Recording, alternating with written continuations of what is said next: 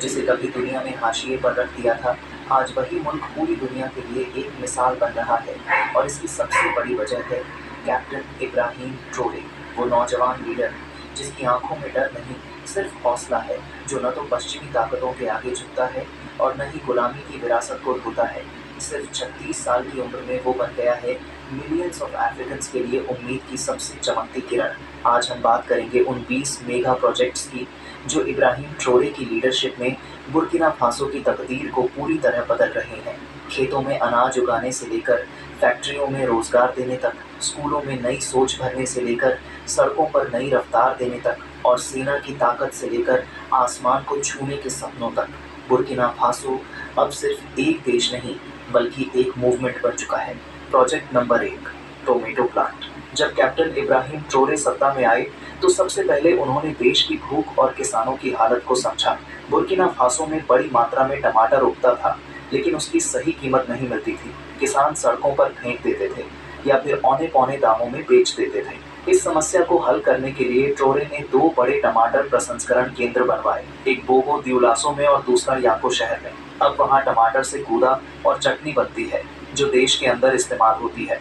इससे देश को बाहर से माल मंगाने की जरूरत नहीं रही और हजारों लोगों को रोजगार भी मिला। Project number 2। नमस्कार, सिंप्लीफाई स्पेस में आपका स्वागत है। आज के इस इलेक्ट्रिक कार। कैप्टन ट्रोरे ने यह भी दिखा दिया कि आधुनिक तकनीक पर सिर्फ अमीर देशों का अधिकार नहीं। बुर्किना फासो में एक देसी कंपनी को साथ लेकर उन्होंने एक ऐसी गाड़ी तैयार करवाई जो बिजली से चलती है, न धुआं छोड़ती है, न ईंधन मांगती है। ये गाड़ी एक बार चार्ज होने पर पूरे 330 किलोमीटर तक चलती है और सिर्फ 30 मिनट में दोबारा चार्ज हो जाती है। ये योजना न सिर्फ पर्यावरण के लिए अच्छी रही बल्कि देश के नौजवानों को नया हुनर और काम दोनों मिला। अब लोग भरोसा करने लगे हैं कि बुर्किना फासो भी खुद अपने दम पर कुछ बड़ा कर सकता है। Project number 3, air Burkina. देश की पहचान उसके अपने झंडे से होती है और उसका सम्मान तब और बढ़ता है जब उसका विमान आसमान में उड़ता है। कई सालों से बुर्किना फासो की राष्ट्रीय विमान सेवा बंद पड़ी थी, लेकिन ट्रोरे ने इसे दोबारा जिंदा किया। 2 नए विमान लाए गए और देश के अलग अलग हिस्सों में उड़ानें शुरू की गई। इससे न सिर्फ व्यापार और पर्यटन को बढ़ावा मिला बल्कि लोगों को ये महसूस हुआ कि उनका देश अब अपने पैरों पर खड़ा हो रहा है। एयरपोर्ट्स पर हजारों लोगों को रोजगार मिला और देश की साख भी बढ़ी। Project number 4, university hospital. स्वास्थ्य सेवा किसी भी देश की रीढ़ होती है। कैप्टन ट्रोरे ने इसे समझते हुए बोगो द्यूलासो में एक विशाल विश्वविद्यालय चिकित्सालय बनवाया। यहाँ देश भर से मरीज इलाज के लिए आते हैं और साथ ही नए डॉक्टरों को उच्च स्तर की शिक्षा भी मिलती है। पहले लोगों को इलाज के लिए दूसरे देशों में जाना पड़ता था, लेकिन अब अपने ही देश में उन्नत उपचार संभव है। इस अस्पताल में आधुनिक सुविधाएं हैं और दवाइयों से लेकर मशीनों तक सब कुछ नया है। इससे जनता को राहत मिली और स्वास्थ्य व्यवस्था को मजबूती। Project number 5, postal bank. देश के गरीब और दूरदराज इलाकों के लोग बैंकिंग से कटे हुए थे। कैप्टन ट्रोरे ने इसे गंभीरता से लिया और एक नई बैंकिंग सेवा शुरू की, पोस्टल बैंक। इसका मकसद था गांव में रहने वाले आम लोगों को आसान और सस्ती बैंकिंग सेवा देना। अब लोग अपना पैसा सुरक्षित रख सकते हैं, बचत कर सकते हैं और ज़रूरत पड़ने पर छोटा मोटा कर्ज भी ले सकते हैं। इस बैंक की शुरुआत 15 अरब फ्रैंक की राशि से हुई थी और आज ये बैंक आर्थिक आत्मनिर्भरता की एक मजबूत नींव बन चुका है। Project number 6, security drones. Captain Ibrahim Traore को मालूम था कि अगर देश की सीमाएं सुरक्षित नहीं होंगी तो विकास भी अधूरा रहेगा। उन्होंने सिर्फ जमीनी सुरक्षा नहीं, आसमानी सुरक्षा को भी मजबूत किया।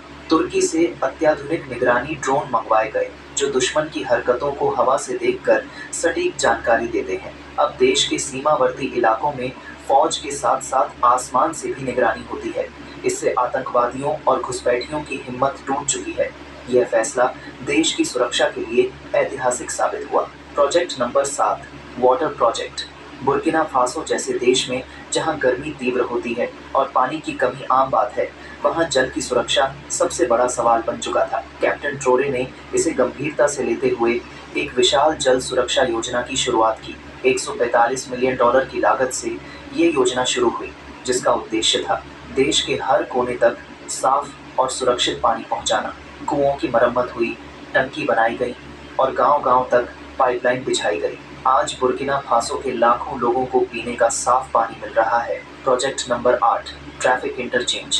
राजधानी वागाडुगु में सबसे बड़ी समस्या थी सड़कों पर भीड़ और घंटों लगने वाला जाम। ट्रोरे ने इसका समाधान निकाला। उत्तर दिशा में एक नया जंक्शन बनवाया गया जिसे उत्तर इंटरचेंज कहा जाता है। अब इस रास्ते से गुजरने वाले हजारों वाहन बिना रुके तेजी से आगे बढ़ते हैं। व्यापार, दफ्तर, स्कूल और अस्पताल, सब जगह पहुंचना अब आसान हो गया है। ट्रैफिक की समस्या सिर्फ घड़ी की सुई को नहीं रोकती थी बल्कि अर्थव्यवस्था को भी धीमा करती थी और ट्रोरे ने इसे ठीक कर दिया। Project number 9, farmer support. Captain Traore ने कभी किसान को भीख का पात्र नहीं समझा बल्कि देश की असली ताकत माना। उन्होंने खेती को इज्जत दी और किसानों को साधन। पूरे देश में 5 लाख किसानों को ट्रैक्टर, बीज, सिंचाई पंप और खाद वितरित किए गए। अब खेतों में उपज बढ़ी है, भूखमरी कम हुई है और गांवों से शहरों की ओर पलायन भी रुका है।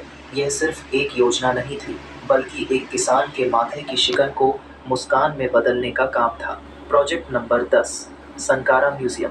कैप्टन ट्रोरे ने अपने अतीत को भूला नहीं बल्कि सम्मान दिया। बुर्किना फासो के सबसे प्रेरणादायक नेता थॉमस संकारा को श्रद्धांजलि देने के लिए एक भव्य संग्रहालय बनवाया गया। यह सिर्फ ईंट पत्थर की इमारत नहीं बल्कि उस क्रांतिकारी सोच की याद है जिसने देश को आत्मनिर्भरता और स्वाभिमान का पाठ पढ़ाया था। इस संग्रहालय में संकारा की तस्वीरें, भाषण और उनके उपयोग में लाई गई वस्तुएं रखी गई हैं ताकि युवा पीढ़ी जान सके कि असली नेता कैसा होता है।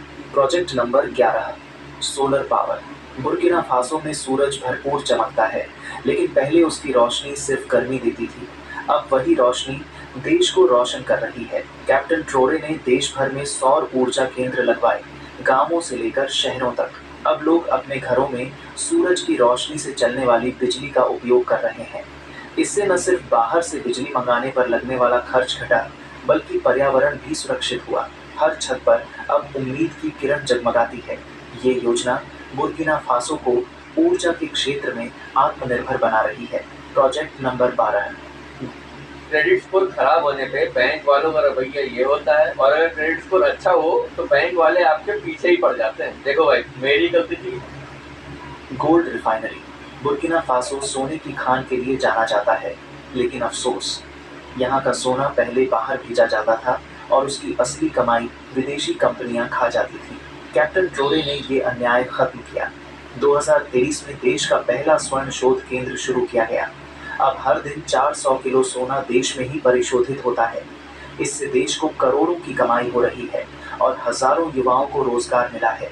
अब सोना सिर्फ जमीन के नीचे नहीं, लोगों के हाथों में चमक रहा है। Project number 13, textile factory. एक समय था जब बुर्किना फासो के कपड़े दूर दूर तक प्रसिद्ध थे लेकिन धीरे धीरे ये उद्योग खत्म हो गया। ट्रोरे ने इसे फिर से जीवित किया। आयरॉक्स बुर्किना नाम से शुरू किया गया एक विशाल कपड़ा निर्माण केंद्र जो 42 हेक्टेयर में फैला है। यहाँ 4000 से ज्यादा लोग काम कर रहे हैं। किसान कपास उगा रहे हैं, मजदूर कपड़ा बना रहे हैं और देश के बाजारों में देसी वस्त्रों की रौनक लौट आई है। ये योजना बुर्किना की पहचान और परंपरा दोनों को फिर से जिंदा कर रही है। Project number 14, Donsin airport. देश को दुनिया से जोड़ने के लिए जरूरी था एक आधुनिक और बड़ा हवाई अड्डा। वागाडुगु के पास डॉनसन नामक हवाई अड्डे का निर्माण हो रहा है। ये हवाई अड्डा ऐसा होगा जो हर साल 10 लाख यात्रियों को संभाल सकेगा। यहाँ नए जहाज उतरेंगे, व्यापारियों का आना जाना आसान होगा और विदेशी निवेश को बढ़ावा मिलेगा। ये सिर्फ एक हवाई अड्डा नहीं, बुर्किना फासो की नई उड़ान है जो देश को ऊंचाइयों तक ले जाएगी। Project number 15, oil depot. ईंधन किसी भी देश की धड़कन होता है। बिना डीजल, पेट्रोल या रसोई गैस के न तो गाड़ी चलेगी न ही चूल्हा। लेकिन पहले बुर्किना फासो में ईंधन की भारी किल्लत होती थी। कैप्टन ट्रोरे ने इसका हल निकाला। एक हाइड्रोकार्बन भंडारण केंद्र बनवाया गया। अब देश के अंदर ही ईंधन का भंडारण और वितरण हो रहा है। संकट के समय बाहर की ओर देखने की जरूरत नहीं है। इससे न केवल सुरक्षा बढ़ी बल्कि वितरण प्रणाली भी तेज और पारदर्शी हुई। Project number 16, new roads. Captain Traore को मालूम था कि कोई भी देश जब तक सड़क से नहीं जुड़ेगा तब तक तरक्की नहीं करेगा। इसी सोच के साथ उन्होंने 5000 किलोमीटर लंबी नई सड़कों के निर्माण की योजना शुरू की। इन सड़कों से अब गांव-गांव शहरों से जुड़ गए हैं। खेत से मंडी तक की दूरी कम हो गई है और हर दिशा में रफ्तार आई है। ये सड़कें सिर्फ कंक्रीट की पट्टियां नहीं, बल्कि भरोसे की राहें हैं जो लोगों को, कारोबार को और भावनाओं को जोड़ रही हैं। Project number 17 AES alliance. Burkina Faso, Mali और नाइजर, ये 3 देश दशकों से विदेशी हस्तक्षेप और आतंकी हमलों से परेशान थे, लेकिन कैप्टन ट्रोरे ने साहेल राष्ट्रों का एक नया गठबंधन बनाया जिसका नाम रखा गया साहेल राज्यों का संघ। इसका मकसद है अपनी सुरक्षा, अपने संसाधनों और अपने भविष्य को खुद के हाथों में लेना। अब इन देशों ने मिलकर ये ऐलान कर दिया कि वे अब किसी बाहरी ताकत के मोहताज नहीं हैं। यह एक इनकलाब है, सहयोग और स्वाभिमान का। Project number 18 Africa corps base.